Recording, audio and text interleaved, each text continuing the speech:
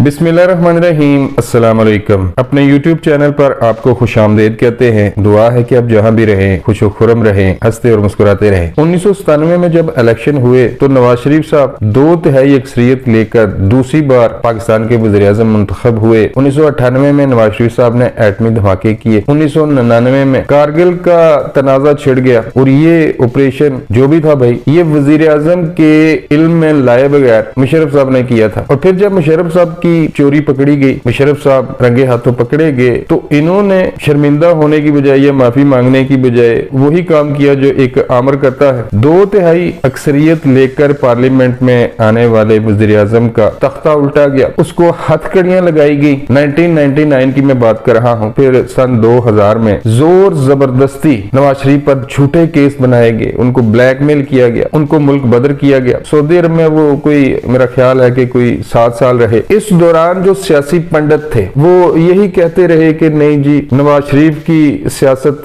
हमेशा हमेशा के लिए खत्म हो गई है, मुस्लिम लीग नून की सियासत का खात्मा हो गया है। अगरचा इस दौरान मुशर्रफ साहब ने पूरी कोशिश की कि मुस्लिम लीग नून को तबाह बर्बाद कर दिया जाए, इसकी जड़ों को खोखला कर दिया जाए। फिर जब 2002 में इलेक्शन हुए तो तमाम तर कोशिशों के बावजूद मुशर्रफ मुस्लिम लीग नून को पूरी तरह से खत्म नहीं कर पाए। मुशर्रफ के जो जेरे साया इलेक्शन हुए थे उसमें भी मुस्लिम लीग नून कौमी असेंबली की 19 नशिस्तें जीतने में कामयाब हो गई थी। उस वक्त भी सियासी पंडित यही कह रहे थे कि नहीं जी, मियां नवाज शरीफ साहब, उनकी तो किस्मत अच्छी थी कि वो एक डिक्टेटर से बच गए, तो उनकी सियासत खत्म हो गई है। फिर आपने देखा कि 2008 में मियां नवाज शरीफ साहब फिर पाकिस्तानी सियासत में उनकी वापसी होती है। 2008 के इलेक्शन में मुस्लिम लीग नून भरपूर तरीके से हिस्सा लेती है, पीपल्स पार्टी इलेक्शन जीतती है, जबकि मुस्लिम लीग नून पंजाब में एक बार फिर अपनी हुकूमत बनाने में कामयाब हो जाती है। फिर 2013 में नवाज शरीफ साहब तीसरी बार, फिर जिस तरीके से नवाज शरीफ साहब को एक बार फिर इक्तदार से निकाला गया, ये एक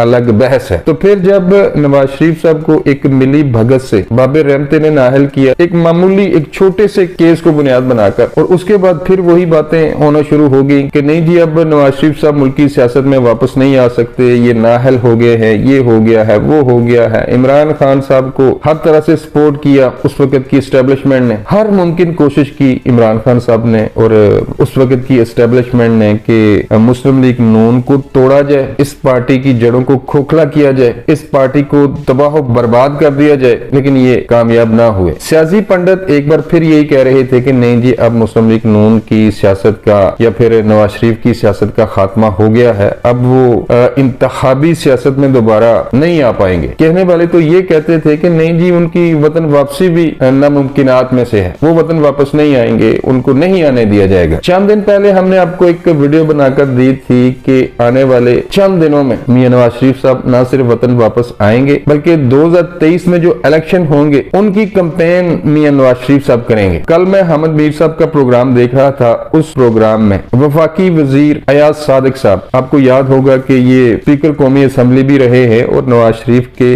बहुत करीबी साथी माने जाते हैं, इन्होंने बिल आखिर कंफर्म कर दिया है। हम तो भाई, हमें तो खबरें मिली थी कि नहीं जी, वो अगले चंद दिनों तक आ रहे हैं, तो अल्लाह के फजल से उन्होंने हमारी खबर की तस्दीक की है और अवाम को ये बता दिया है कि नहीं जी, आइंदा चंद दिनों तक, या फिर आप ये कह सकते हैं कि जनवरी के महीने में नवाज शरीफ साहब वतन वापस आएंगे। नवाज शरीफ की गैर मौजूदगी में पार्टी को जो नुकसान हुआ है, पार्टी की मकबूलियत में जो कमी आई है, नवाज शरीफ साहब अब खुद पार्टी के मामला को देखेंगे और बाकायदा तौर पर वो इलेक्शन मुहिम का आगाज करेंगे। इसके अलावा नवाज शरीफ की नाअहली के बारे में भी एक खबर आ रही है। कानूनी माहिरीन ये कह रहे हैं कि जब से फैसल वाडा साहब की ताहयात नाअहली को कालादम करा दिया गया है और उनकी ताहयात नाअहली को खत्म करके 5 साल की नाअहली की गई है, तो इससे नवाज शरीफ पर जो केस बनाया गया था नाअहली का, वो काफी हद तक कमजोर हो चुका है। यानी कि अदालत अगर फैसल वाडा साहब को रिलीफ दे सकती है तो